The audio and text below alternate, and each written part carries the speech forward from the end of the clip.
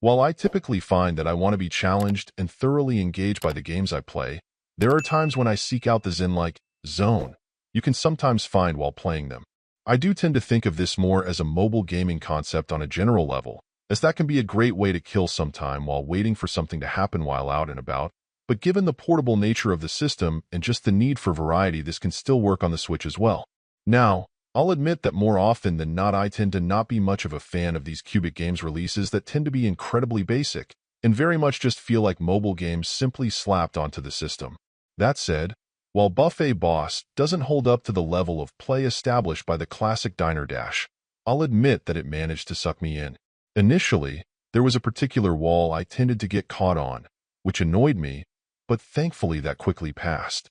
The general key to the game's success is that, at least for a while, it continues to diversify the tasks you're covering, skirting the edge of being monotonous, but generally keeping a nice pace.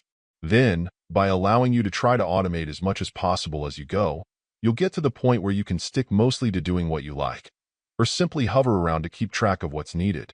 All in all, this is by no means an amazing game, nor an inventive one, and yet I'll gladly admit that it did manage to get its hooks into me for a time.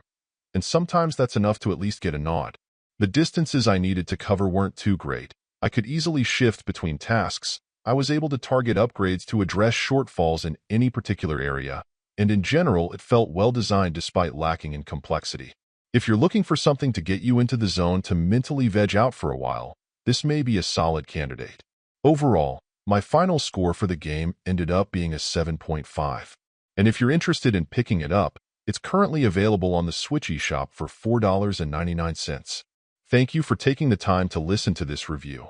And if you'd like more information or ideas of indie games worth checking out on Switch, be sure to click on the link provided in the description. Until next time.